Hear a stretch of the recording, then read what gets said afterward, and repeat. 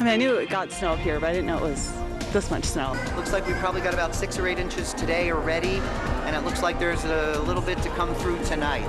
The official start of winter is still more than a week away, but you couldn't tell by how cold it is out there. With snow in the mountains and more rain expected in the valley, it's gearing up to be quite a weekend, but drivers need to know before heading out.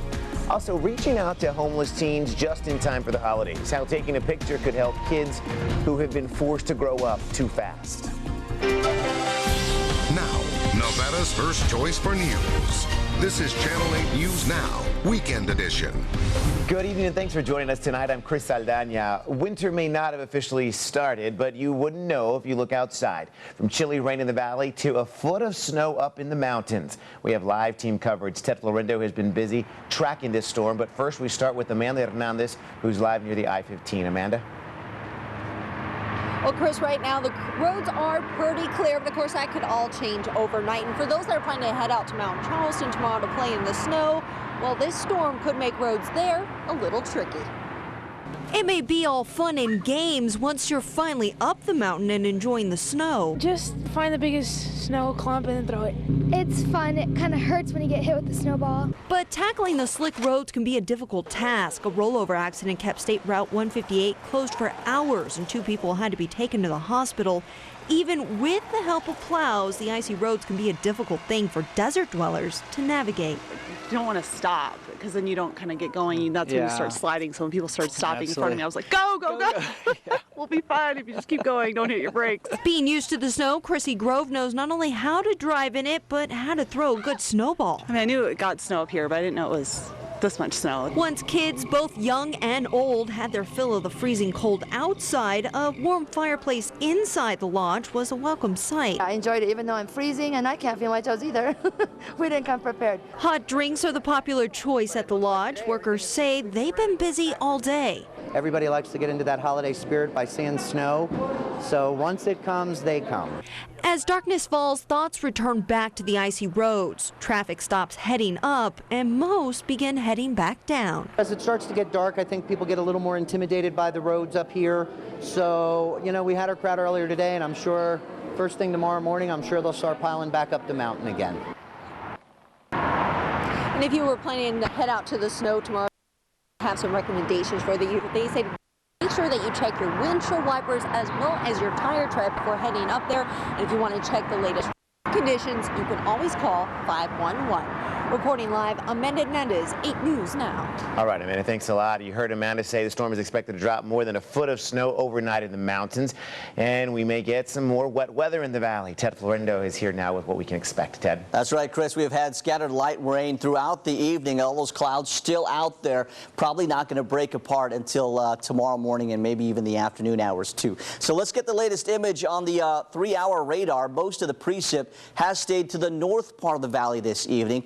At this hour, it looks like we're getting some moderate to even heavy rain at times on an SR 158 all the way up towards the mountain there, which all that is also changing over to snow. Still got some rain pumping in from the west. With that scattered rain out there, that will change over to snow on the mountain, which is why we do have that winter storm warning in effect. Still got a lot of scattered showers all the way from Northern California to Southern California, moving west to east. Some of it so unstable that, believe it or not, we're actually getting some thunder showers being reported up in some of those locales. Winter storm warning, we talked about that, in effect until 10 a.m. for the mountains here in Clark County, Lincoln, and central and northern Nye County. That means above 4,500 to 5,000 feet. We will see over a foot of snow when it's all over and done with by tomorrow evening. A detailed look at what you could expect for tomorrow. Maybe you've got big plans. It looks like things will really taper off by the afternoon. We'll show you the rain tallies and when we'll start to warm up. Coming up in just a bit. Back to you. Thanks a lot, Ted. It's not just southern Nevada that's dealing with wintry weather. Check out what people are having to deal with up north. Up to 6 inches has already fallen and more snow is on the way in the Reno area. Number of accidents have been reported, and NHP in northern Nevada says change may not be enough in these types of conditions. It's so bad up there. At least 2 flights from Las Vegas to Reno were canceled today. The Red Cross is helping a family of 7 after a fire started in their townhouse, possibly from a space heater. This all happened this morning near Lamb in Charleston. Firefighters say the family was sleeping in the master bedroom when the parents woke up to some kids screaming that the sofa was on fire. The father said the space heater was sitting next to it. Everyone was able to get out safe. It's hard enough to be a teenager, but imagine being homeless at such a young age. That's the life for thousands of Southern Nevada kids. Today, some local homeless teens, though, had the chance to forget about their worries and become rock stars for a day. Help of Southern Nevada teamed up with the Help Portrait for a one-of-a-kind holiday photo shoot. Photographers, hairstylists, and makeup artists volunteered their time to make these teens feel special and hopefully help gain some self-confidence for them. I appreciate it a lot. It just takes your minds off, like, the stress you have, just like, you know, being here with your situation that got you here. It was great, actually, because at one point in my life, I didn't think anybody really cared. They look fantastic, and their self-image and self-esteem has risen about 100% today, just in today alone. Help Portrait members took part in events like this one all across the country today. Organizers say it is a great way to give back to the community. It's been a big weekend for country music fans. Garth Brooks officially came out of retirement last night at his sold-out concert at the Wynn. He kicked off his series of 15 weekend gigs that will last for the next 5 years. The first 20 shows already sold out. Make sure you tune in on Monday for 8 News Now this morning. Anchor Dana Roselli will have a one-on-one interview with the country superstar. Next week, City Center's centerpiece, Aria, will open to the public. 3 other properties have already opened, and after 5 long years, many said it was worth the wait. MGM Mirage provided us with this time lapse of the project. It was back in November of '04 when the company revealed their master plan, but it wasn't until 2006 when major construction finally started. Vidara, Mandarin Oriental, and Crystals have already wowed tourists and locals alike. This is the rendering of that project. Aria opens on December 16th.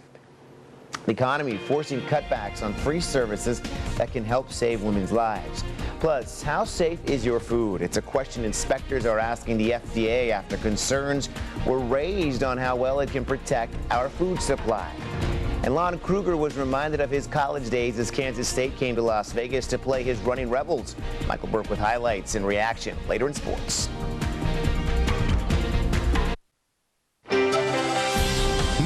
Nevada's first choice for news. This is Channel 8 News Now, Weekend Edition. A new audit raises concerns over the FDA's ability to protect our nation's food supply.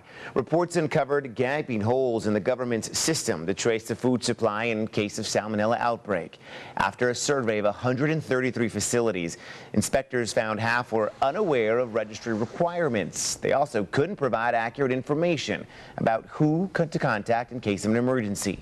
Congresswoman Rosa DeLauro, who chairs the House Subcommittee on Agriculture, says this is unacceptable. It's shocking, and it really is appalling because this is about safety. This is about public health. When you have negligence like this, then you put the public health at risk, and you know this costs lives.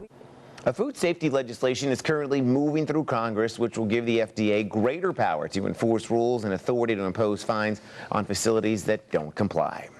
The American Cancer Society's Cancer Action Network says low-income women nationwide are being turned away for free cancer screenings, blaming the economy for these cutbacks. It surveyed programs from July of 2008 through April of '09 and found that state budget strains are forcing some to reject women who would otherwise qualify for free mammograms and other medical services. The economy also has more and more Nevadans holding back on their plans to start or extend their families. According to the State Bureau of Health Statistics, planning an emergency response, the number of babies born in the Silver State has dropped every month this year. In May, there were more than 2,900 births compared to nearly 3,400 in May of 2007. That's about a 12% decline in just over 2 years. Environmentalist activists took to the street today fighting against global warming. This is world leaders work to seal a pact to decrease greenhouse gases.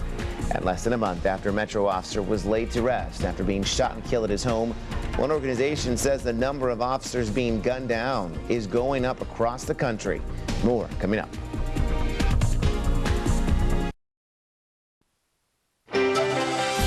Now, first choice for news. This is Channel 8 News Now, Weekend Edition. History was made in Houston, Texas tonight. Denise Parker was elected mayor during a special runoff election, making Houston the largest city in the United States to have an openly gay mayor. The Harris County Elections website says nearly 54% of the voters who turned out chose her. Her rival, former city attorney Gene Locke, was pitching to become the city's second African-American mayor.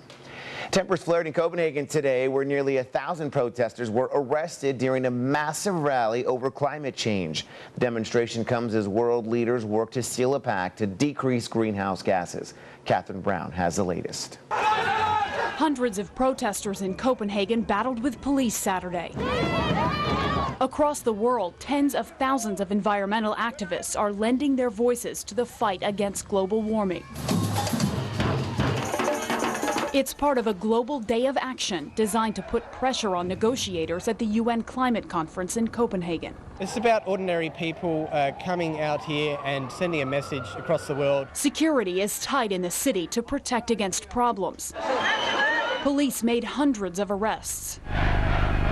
A draft of a global warming pact released Saturday was criticized by several industrial countries.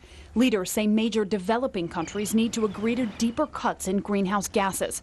Scientists recommend average cuts ranging from 25% to 40% by 2020 to keep global temperature increases below 2 degrees. The U.S. is proposing far lesser cuts as it pledges to provide climate financing to other countries. The United States is fully in support of significant financial assistance for developing countries. President Obama will join more than 100 other leaders at the conference next week to help hammer out a compromise. But he's also fighting political pressure here at home. If President Obama has his way, the Copenhagen conference will produce mandatory emissions limits that will destroy millions of American jobs and damage our economic competitiveness for decades to come. It's possible leaders could emerge from Copenhagen with a firm deal. Catherine Brown for CBS News, Washington. A police officer was injured during the rally after he was hit by a rock. A protester also hurt by fireworks. Across the nation, 2009 was a particularly dangerous year for an officer-involved gun shooting and violence. It was just last month when 30-year-old Metro officer Trevor Nettleton was gunned down in his garage. Preliminary statistics from the National Law Enforcement Officer Memorial Fund show the number of working officers killed by gunfire increased by more than 20% from 2008. Small spikes have been common over the years, but experts say they are surprised in the number of officers this year who have been targeted. Those officers that were targeted include the 4 who were gunned down near a Seattle coffee shop. Today, that shop opened back up for the first time since that shooting. Hundreds of police officers and other customers lined up early for the reopening today. The coffee shop now features a large framed poster with portraits of the officers. Eventually, this shop plans to hang some plaques honoring them. Thousands of fallen veterans were remembered today with wreaths across America. More than 150,000 Christmas wreaths were laid at the graves of American soldiers, including those at Arlington National Cemetery. The mission of the event is to remember fallen soldiers, honor those who have served, and teach the youth about veterans' dedication and service. Letting our soldiers know we care and we will never forget them seems to be this weekend's theme. More than 50,000 soldiers and their families gathered at Fort Hood for a carnival and a concert called Community Strong. It was just last month when one of their own opened fire on the base, killing 13 people. With such tragedy, many said it was time for some cheering up. We want to make sure that all our troops around the world and their families know that we care about them. We're not going to forget about them when things like this happen. It's real good to have everybody together and just enjoying the day and bringing all the units together. And it really helps with the healing process. There was a concert that featured a number of celebrity artists, including Gary Sinise, who you just heard from, as well as Nick Jonas and rapper Chameleonaire. Today, Mr. Las Vegas took a break from the stage to take part in a very special birthday giveaway. Some lucky locals won free birthday cakes for life, courtesy of Freed's Bakery. Wade Newton teamed up for this event in honor of Freed's 50th anniversary. The winners were chosen by the pictures they submitted, which best captured the spirit of the bakery's special celebration throughout the years. It looked like a scene right out of a movie, but it wasn't the attack of the birds. Some say we're going to let you know what some say exactly looked like, why this flock of birds have people stopping in traffic up next.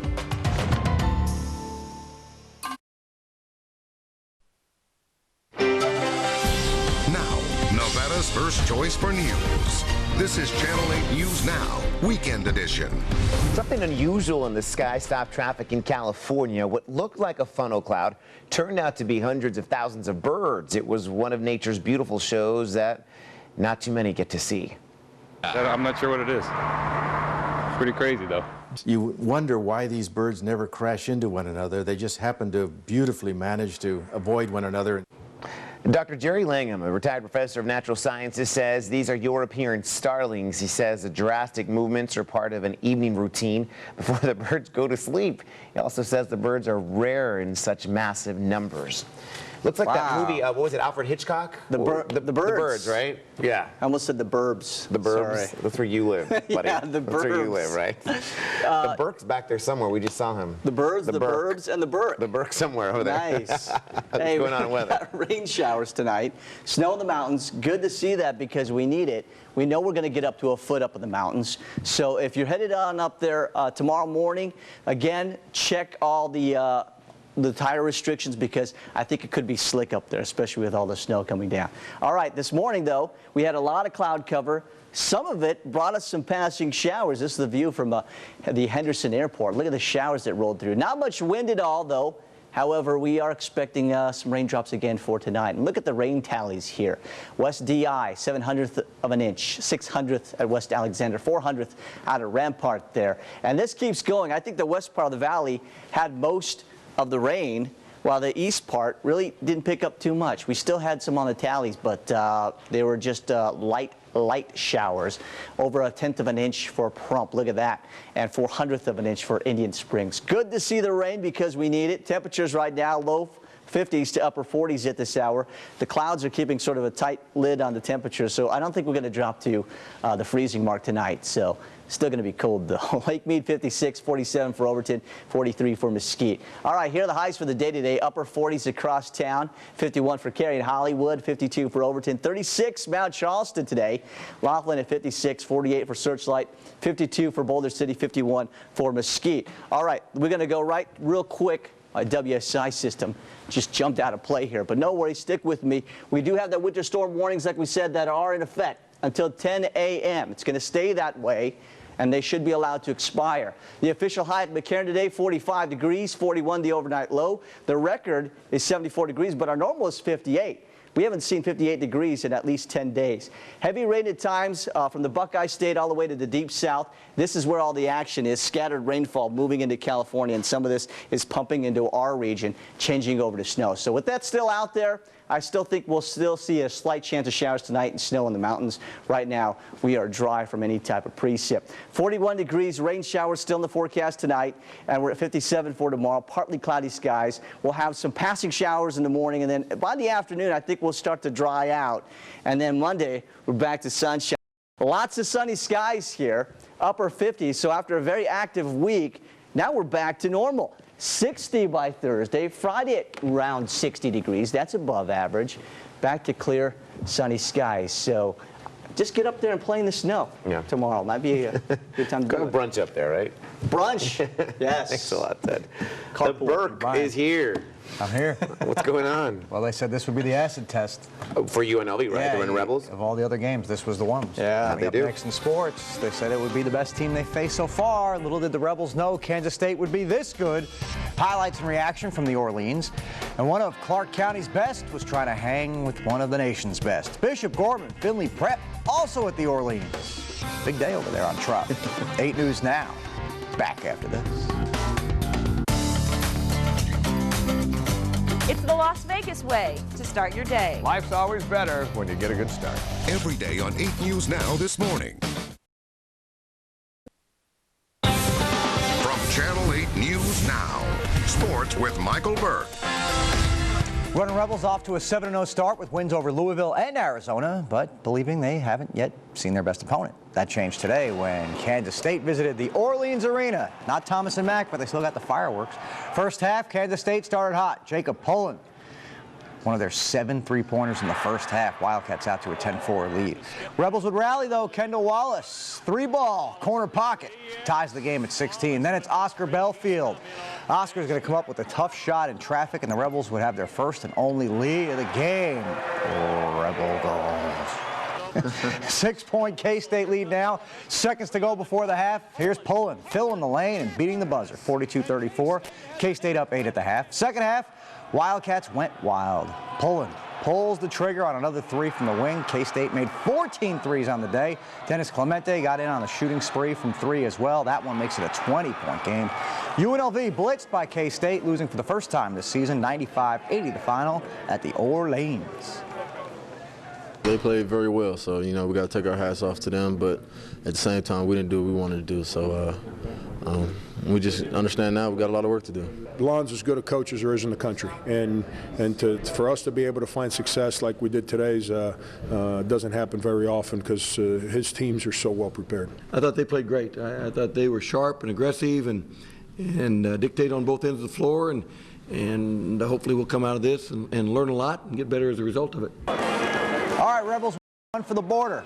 They'll play Southern Utah on Tuesday in Cedar City. Following the Rebels in Kansas State, the arena cleared out to make room for the high school kids. And why not make room for this one? Bishop Gorman, Finley Prep, 2 of the best in the nation at the Orleans Arena. Carlos Lopez, the former pilot, checking out tonight's game. Jonathan Lloyd, the steal. Nice outlet pass here. Eventually it comes to Shabazz Muhammad. That's a big-time finish. Gales down 3. Michael Peck for Finley Prep would put Corey Joseph to work. Highly touted recruit. Finds his way down the lane, 14-7 pilots by a touchdown. Gorman hung around thanks to Muhammad. Good strong move to make it a 10-point game.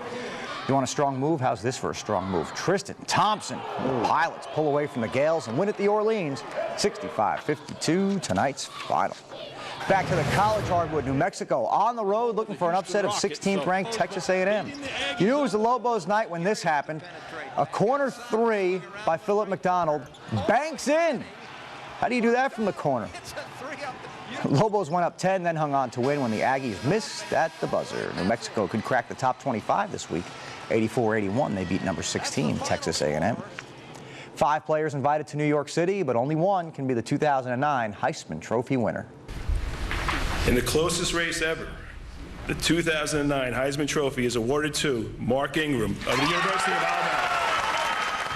Bama's running back Mark Ingram, the 75th winner of the Heisman Trophy, college football's most prestigious award. He beat out Tim Tebow, the second-place finisher, Toby Gerhardt, who was only 28 votes behind, Dominican Sue of Nebraska, and Texas quarterback Colt McCoy, who he will oppose in the BCS title game. Ingram is the first Heisman Trophy winner for the Crimson Tide. Kobe Bryant's broken finger couldn't derail the Lakers last night, who ran their winning streak to 11 games. But what about tonight? Well, that's a different story. Lakers on the road for the first time in a while. They got Utah. Kobe showing no ill effects of that finger. Here he pulls up, strokes a deep jumper to put the Lakers up. But he made only 7 of his 24 shots, so maybe the finger was bugging him. Look at this move from the fellow Olympian, Darren Williams. Tough shot. And the Lakers' winning streak is over. Ends at 11 games with the 102-94 loss in SLC. Seems like tonight was the night of ending winning streaks for the Rebels and the Lakers. Rebels should look good, though, on the road, right? They're favored? Southern Utah, yeah, they're favored in that one. Then they'll be home Thursday for Weber State. Yeah, I'm thinking about going to that game. Go. I know. Make noise. I will make a lot early. Rebel girls. See you back here tomorrow. Have a good night. Closed captioning of 8 News Now is brought to you by Centennial Hills Hospital, now offering emergency room fast track service, where care begins minutes after you arrive.